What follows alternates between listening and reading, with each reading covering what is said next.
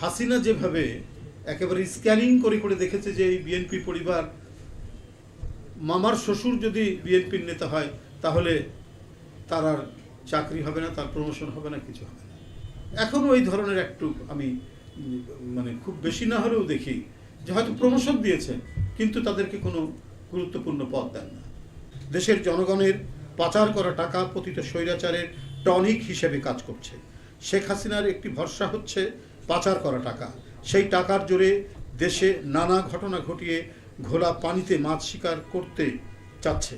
একটি প্রবাদ আছে, টাকায় কথা কয়। শেখ হাসিনা এই প্রবাদটি কাজে লাগাতে যাচ্ছে। মাফিয়া অর্থনীতির জোরে শেখ হাসিনা দেশের যে সম্পদ পাচার করেছেন সেই সম্পদের মুনাফা দিয়ে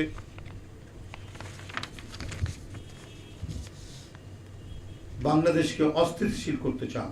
পতিত ফ্যাসিবাদের বড় বড় দোসররা অনেকেই প্রশাসনের হেফাজতে ছিল, কিন্তু তারা কিভাবে পালিয়ে যেতে সক্ষম হয়েছে নিশ্চয়ই এখনও প্রশাসনের মধ্যে অনেকেই ঘাপটি মেরে আছেন ফ্যাসিবাদী খুনি দোসরদের সহযোগীরা।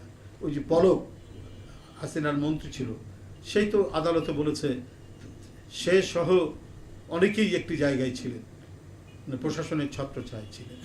তাকে গ্রেপ্তার করে নিয়ে এসছে এবং আরগুলার খবর নাই, পরে জানা গেছে তারা দেশের বাইরে। অদ্ভুত ম্যাজিক। যাই হোক, সেজন্য ছাত্র জনতার নজিরবিহীন গণ অভ্যুত্থানে হাসিনা ভারতে পালিয়ে যাওয়ার পর প্রশাসনের রন্ধ্রে রন্ধ্রে থাকা পতিত ফ্যাসিস্টদের সহযোগীরা ষড়যন্ত্রের জাল বিস্তার করছে। তারা কোথাও কোথাও গণহত্যাকারীদের সঙ্গে আঁতাত করে প্রকাশ্যে বিশৃঙ্খলা সৃষ্টির ষড়যন্ত্র করে যাচ্ছে। প্রশাসনের কতিপয় ব্যক্তির সহযোগিতায় রাজধানী ঢাকা সহ দেশের বিভিন্ন স্থানে ঝটিকা মিছিল করার দুঃসাহস দেখাচ্ছে। আঘাত করছে বিএনপি ও অঙ্গ সংগঠনের নেতাকর্মীদের। ঘর বাড়িতে অগ্নিসংযোগ করা হচ্ছে। শিল্পী, কুশলী, রাজনৈতিক নেতাকর্মী সহ অনেকের বাড়িঘর, যেমন ভাস্কর মানবেন্দ্র, আপনারা জানেন যে চারুকলা থেকে ফার্স্ট ক্লাস পাওয়া,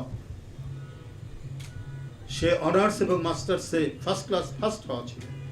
শুধুমাত্র পহেলা বৈশাখের আনন্দ শোভাযাত্রার যে প্রতীক তারা তৈরি করেছেন ভাস্কর্য হিসাবে, সেখানে ফ্যাসিস্টের প্রতিকৃতি বলে একটি প্রতিকৃতি ছিল।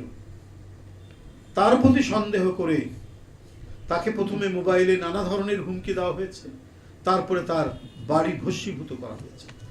আমি নিজে গিয়ে দেখে এসেছি গতকালকে, একবারে সম্পূর্ণ ভস্মীভূত করা হয়েছে, যেখানে তার আরো অনেক শিল্পকর্ম ছিল। একটা শিল্পীর সবচাইতে বড় ধন সম্পদ হচ্ছে তার শিল্পকর্ম।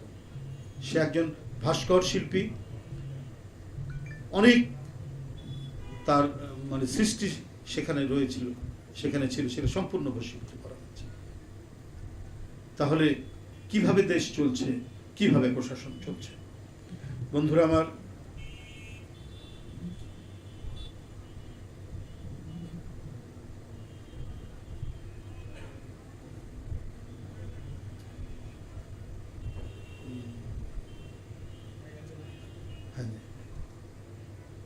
মানবেন্দ্র ঘোষের মানিকগঞ্জের বাড়ি আগুন দিয়ে ভস্মীভূত করা হয়েছে। কোনো পক্ষ আছেন যারা ঘোলা পানিতে মাছ শিকার করতে চান, তাদেরও নেপথ্য ইন্ধন না থাকলে ফ্যাসিস্টদের অনুচররা দেশে বিশৃঙ্খলা সৃষ্টি দুঃসাহস দেখাতো না। প্রিয় সাংবাদিক বন্ধুরা, সেই মাফিয়া অর্থনীতি সৃষ্টিকারীদের হোতারা আজও কেন ধরাছোঁয়ার বাইরে, সে প্রশ্ন আজকে জনগণের। যে সমস্ত ব্যবসায়িক প্রতিষ্ঠান শেখ হাসিনাকে প্রকাশ্য সমর্থন দিয়ে ফ্যাসিবাদকে প্রলম্বিত করার ঘোষণা দিয়েছিলেন এবং যারা এই সুযোগে ব্যাংক লুট করে দেশের অর্থনীতিকে একবারে ফাঁপা করে দিয়েছিলেন, ফোকলা করে দিয়েছিলেন, তারাও ধরাছোঁয়ার বাইরে।